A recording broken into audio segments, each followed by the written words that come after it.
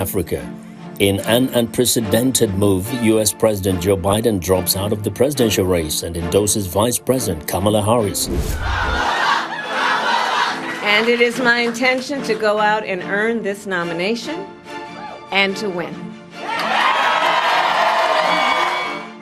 So in the days and weeks ahead, I, together with you, will do everything in my power to unite our Democratic Party, to unite our nation.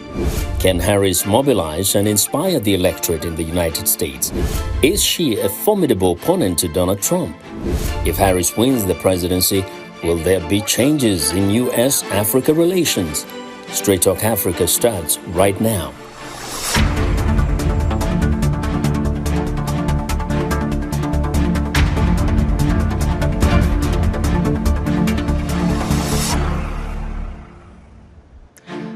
Hello and welcome to Straight Talk Africa. I'm your host, Vincent Makori. It has been an eventful week in U.S. politics that has Americans and the whole world watching.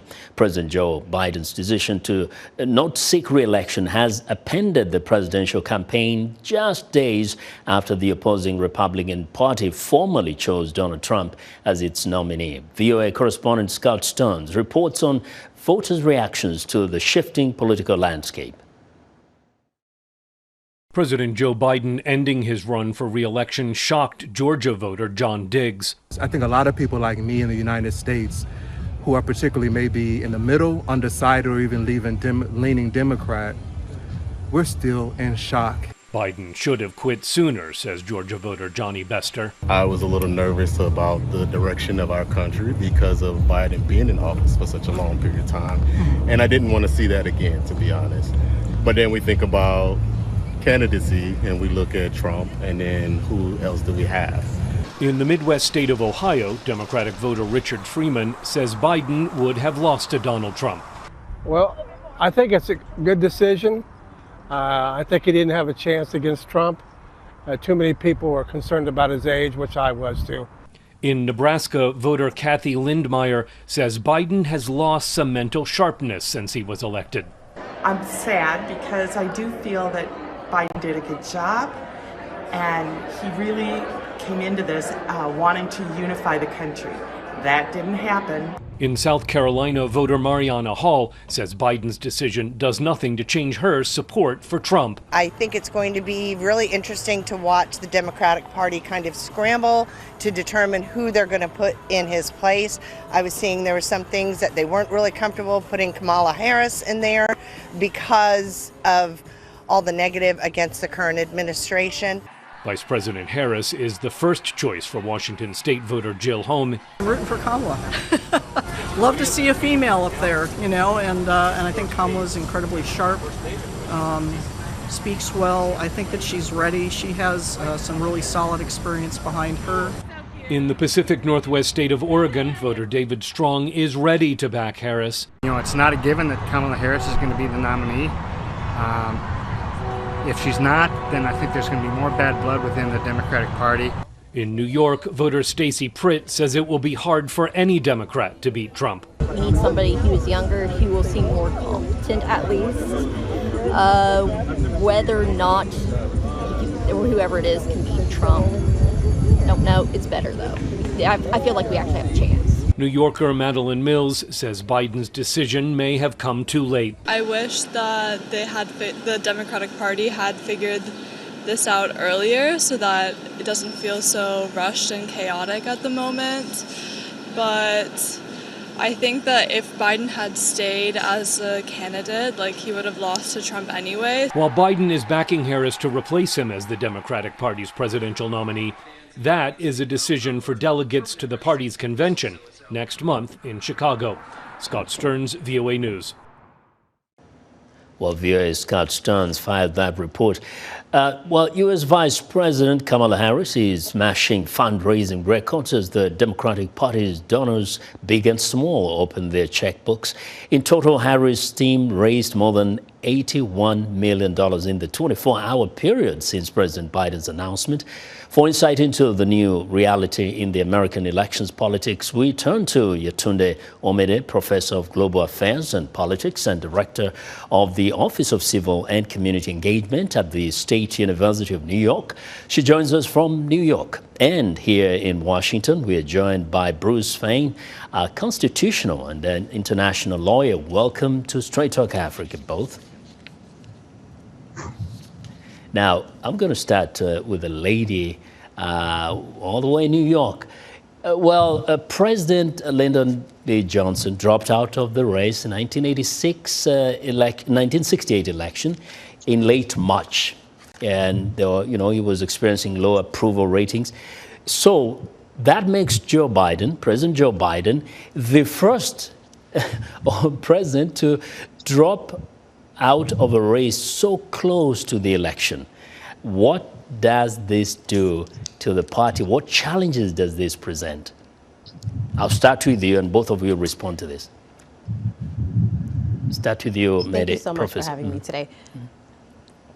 Yes, it creates a significant challenge. Already the Democratic Party was experiencing areas where they weren't fully united. You had areas where people felt that the Democratic Party was not the party that represented their ideals, members of that party. And dropping out this late in the game, this late in the race, did not really give people enough time to really unify and come around and support a candidate who they know would bring the party forward. And so right now, they really need to strategize to figure out how are they going to not only win over independents, those who are moderate, who were liberal leaning before, but now feel that maybe both parties don't represent their needs. How are they going to galvanize and energize a base that often has felt left out of the fray or not necessarily understanding where the party is going or the leadership. And so there are a lot of significant challenges and questions that members of the party have. And hopefully with this nomination of Vice President Harris, that hopefully will change as the little time that they have continues until they get to the convention. Mm-hmm. And Bruce, do you see challenges here? Well, I think there were challenges, as was noted at the time that Mr. Biden withdrew. The question you're really asking are the challenges even greater or less after withdrawal. In my view, the challenges are less. It was obvious that Mr. Biden for several months, if not longer, was in very precarious health. I think he was losing the confidence of the voters every time he stood up and spoke. He had memory losses. He looked mummified. And the fact that he's no longer the candidate is going to be plus. How much of a plus, we don't know yet. I think one of the things we learned about the previous situation where President Johnson withdrew and then Hubert Humphrey, his vice president, became the nominee, was that Humphrey was kind of tied to Johnson's failed Vietnam policies, and that probably cost him the election. He didn't feel, as the vice president, he could part company with Lyndon Johnson, even on the issues that called Johnson into great disrepute. And I think Kamala Harris will confront that same issue. How free will she be to abandon Mr. Biden's policies, which will continue until January of 2025, and yet try to escape the unpopularity associated with him? I think it's an uphill battle, but also Mr. Trump, we need to know, is very volatile. He's very narcissistic, and he could do things that could shoot himself in the foot. So she still has a chance to win. Yes. We know that, just by being endorsed by President Joe Biden doesn't make automatically the person will be on the ballot in November. Maybe just share with us what has to happen in between so people understand what is the process of actually getting the person as the official party nominee that will be in the ballot in November. Well, I can say the United States Supreme Court, in a case called Cousins against Wagoda, this was 1972, made it clear that political parties are private organizations and they have plenary authority to decide how they choose a nominee. And they can change the party rules at any time if they feel it's appropriate to maximize their likelihood of success. So at present, I think the party rules indicate that Mr. Biden dropping out of the race indicates that the thousands of delegates that had been elected, pledged to him, are now free to vote whoever they want to vote for. But the party could change the rule and say you have to vote for whoever Mr. Biden tells you to vote for. I do think, however, that the likelihood as a political matter that Kamala Harris wins the nomination is overwhelming, because I think most of the potential rivals feel that this is like getting the baton that Napoleon issued to Marshal Ney to retreat from Moscow. That is, it's going to be a huge uphill battle. No one wants to go in and be destroyed in a campaign against Mr. Trump, and then they figure that they're out of commission for 2028. And so I don't think that she's going to confront political rivals, because they don't really want the nomination. All right. Professor Yetunde, we know that earlier at the top of our show, we did mention that Kamala Harris has raised a significant amount of money within a very short time. Also, we've seen latest polls putting her at least 2 points ahead of former President Trump. Is this something that should be celebrated at this point? Or should it be seen, as some have said, especially from the Republican side, as just a very short honeymoon? I would think that it should be celebrated because, look, it's unprecedented. She's raised over $100 million in a couple of days. She has majority of the support to actually be elected and be the Democratic pick for presidency. So at this point, it seems like things are running full steam. She's been campaigning, putting herself at the forefront, speaking in the position, if she were president, what the things that she would do. So we are seeing that rallying and that galvanizing and that energizing of the base that needed to happen a long time ago. I know we can look back and say, these things should have happened. President Biden probably should have stepped aside a long time ago or a couple of months ago in order to give the base and the party enough time to galvanize itself and to strategically make sure that they have everything in place to win against Donald Trump. But now we are here, right? And I do commend him for stepping aside and giving the party a chance in this battle, because we've all seen when it came to his health and, his ability and his agility. And when they're talking about, look, they were concealing any forms of his health and his capability of running the country, he's probably projecting in 4 years, where will I be? And I think that's the decision that it's based upon. So what we are seeing in the projections we are seeing in support of Kamala Harris, I think is not just a honeymoon. I think it may go full steam as we don't have that much time. And I think the base is aware that they need to unify and the party needs to come together and move forward. Yes. Now, within the party, there is the effort to unify, but outside of the party, Bruce, some have said that these numbers may just reflect, for just momentarily, that kind of enthusiasm. But then when when the campaign picks up, especially on the Republican side, when the attacks start coming in, that might change. The question is that going to be a factor, especially there have been talks about the race card here being used and perhaps even the female issue in attacks against will that potentially work in favor of the Republicans? Well, in my view, we have two candidates. We say de facto Kamala Harris will get the Democratic nominee. They're not giants, and I don't want to be condescending, but Mr. Trump and Kamala Harris are not George Washington or Thomas Jefferson or Abraham Lincoln. They do not have a commanding, overwhelming support, deep philosophical support, because they are virtual legends in politics. So the support they have is, in some sense, on both sides, a little bit fragile. Now, Mr. Trump has his mega crowd, but it's clearly less than a majority. They'd probably continue to vote for him if he went out tomorrow on Fifth Avenue in New York and shot somebody in the head. Now, I don't think Kamala Harris has a following of that fanatical sort, but still, it's fragile. She doesn't have a long, storied career like George Washington. So it means that the politics is going to be uncertain and fluid on both sides, I believe. You talk about the temporary blip for Kamala Harris and the fundraising. Well, there was that after there was the attempted assassination of Mr. Trump as well. But I don't think that's going to feature for 99% of the voters when it comes November. So I just think we just need to be careful, not believe that the race is going to come out one way or the other, and be reminded of all the newspaper headlines in 1948. Thomas Dewey wins, as Mr. Truman was sworn in as the next president. Mm-hmm. Well, it's time for a short break. When we return, we'll continue our discussion on what's next for the U.S. elections and how U.S.-Africa policy could change. Stay with us.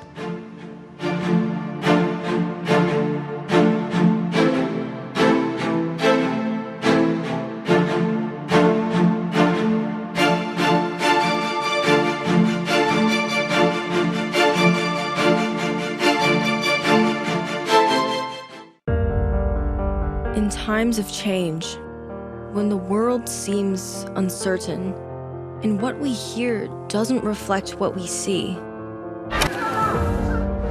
we seek the truth. When we are told only part of the story, we lose trust. In moments of crisis, our dreams, hopes, and wishes for a better tomorrow depends on a free press. At Voice of America, we bring you the stories that people take risks to see. We connect the world and unite it with truth. At Voice of America, we show you the whole picture.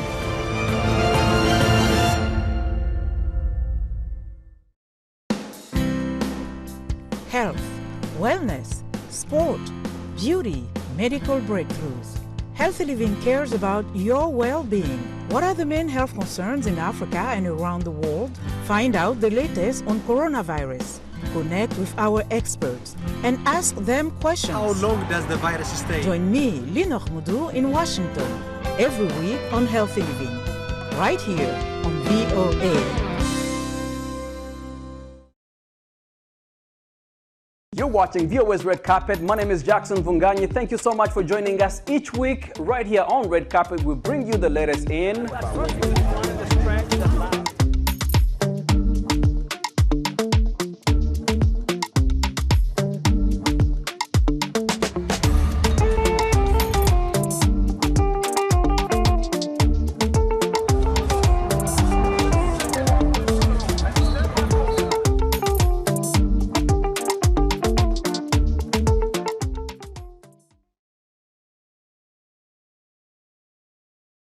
Whatever President Biden has done is commendable because he has portrayed to the world it's not all about power.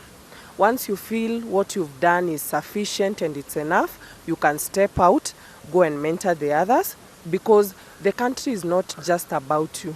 There are very many people who can govern, who can give direction. When his time has come to an end, you have to pave way for other leaders to come. It doesn't show that you are hungry of power, but it shows a lot of democracy as the United States of America. President Biden has shown the world that he can manage despite his old age. Biden had to drop out because all the odds are stacked against him. He can't beat Trump. So to salvage the image and give the Democratic Party an opportunity, he had no choice but to exit from the race. The challenge is he exited and then he endorsed Kamala Harris. The numbers are not in favor of Kamala Harris. Michelle Obama would have been the ideal candidate because the numbers were indicating that she would beat Biden by 6%. But he has said he's not ready to run. Not such a bad idea for him to take a back seat. He didn't seem to have the energy he had the time he was being elected. Him dropping out was the least expected, but as we can see, it will have like an adverse effect on the elections, and also it has given the other party an upper hand in winning. And okay, I feel like at this point in his career, he is advanced and experienced, And if he chose to get out of the race right now, then he has his reasons, and they are probably important. Well, we just heard the opinions of Kenyans about the latest developments in the election process in the United States. My guests are Yetunde Omede, a professor of global affairs and director of the Office of Civic and Community Engagement at the State University of New York. Also with us is Bruce Fein, a constitutional and international lawyer.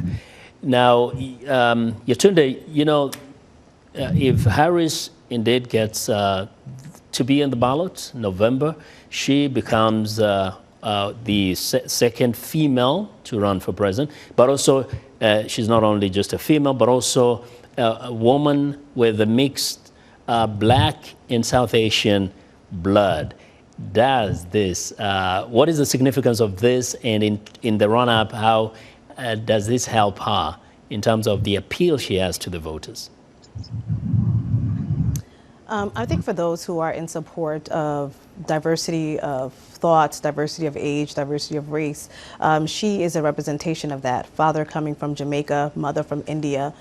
She is a representation of the diversity of this country. And those things are going to work to her benefit. On the other hand, they will probably work against her for those who are wanting to repeal the very meanings of what diversity means to this country and the fabric. And the interesting thing about it is that, we look at what separates former President Trump and Vice President Harris. But the thing that connects them is that they both come from immigrant families, right? President Trump's grandfather from Germany, the mother from Scottish background as well. I think these are two things that, although we talk about immigration and we talk about the policies in this country and we know where both parties stands, neither one of them would be able to probably be where they're at today, or who knows what the future would hold for them if their family did not migrate to the United States. So they both have that story. That story is something that is a shared history between the two of them. So it can work to their favor. It just depends on how they position it, the way they position their policy, and the rhetoric they stand behind.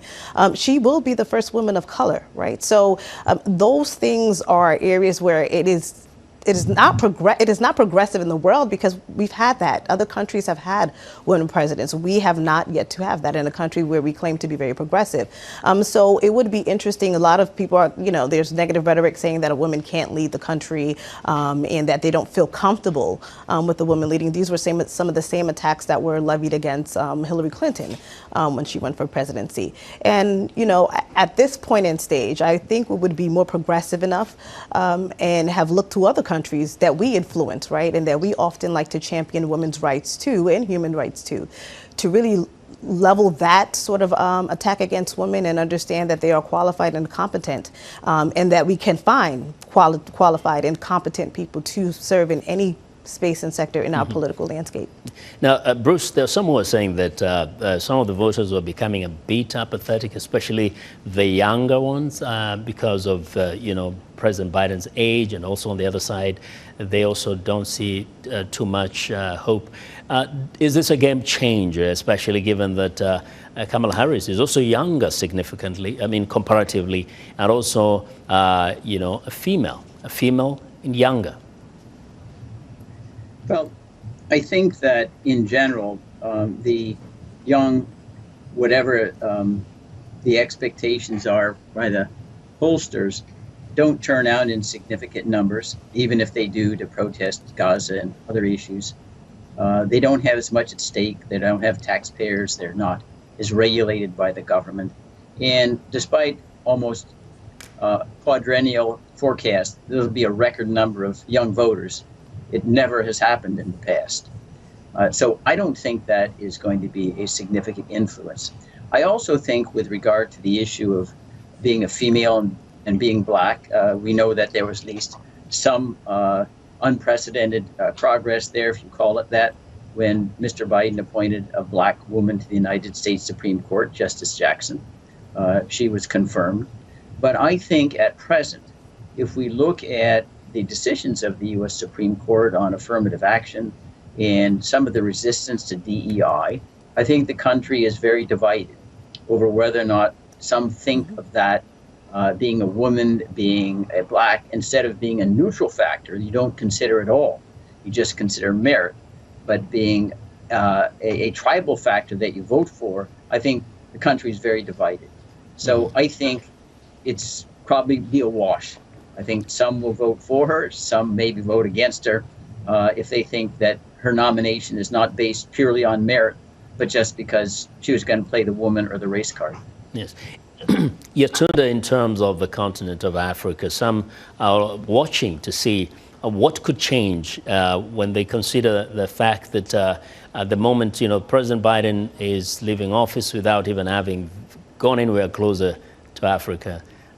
What do you make of what Harris' presidency could mean for the U.S. Africa policy? I think the Biden administration currently has done a lot of work in terms of their relationships and their bilateral relationships with countries on the continent, especially in Africa. But primarily, I think they're going to be looking to see, how does her presidency or how does her being positioned to run as president, what impact will that have on many of the agreements that Biden has had in his administration? Are these things that are going to be carried over? Will it be more of the same? I think they're also looking to see where she stands, right? So now she is still a part of the Biden administration as his vice presidential pick, but if she is going to be in the forefront as the presidential nomination pick for the Democratic Party, she has to also be able to not only separate herself, but be able to show the world who she is, what she believes in, and not necessarily just the rhetoric of President Biden, right? So I think that's one of the challenges that she may have of how does she uniquely, in a way, separate herself and stand on her own and be able to show the American people and tell the American people what their policy is, what her global policies or, or impact and imprint will be, and not just rhetoric about former President Trump. I think people want to see what are the policies, what is your stance when it comes to, Russia and Ukraine? What is your stance when it comes to immigration policy? What is your stance when it comes to higher education? All of these things have ripple effect and global ripple effect and implications. And people really need to hear that. I think we've gone through years of listening to the media and it be surrounded by one person. Now we need to get to the policy of the matter. We need to get to policy and principles and really focus on that. So the American people know where we're going, right? We know what's in store. We know what each candidate is going to bring forward, not just necessarily the divisiveness and the hatred. And I think that's a global expectation that people are really looking to and people really want and need. Well, we'll leave it here. Thank you both. Yetunde Omede and Bruce Fein. Thanks to our affiliate stations for broadcasting Straight Talk Africa across the continent. I'll see you next time.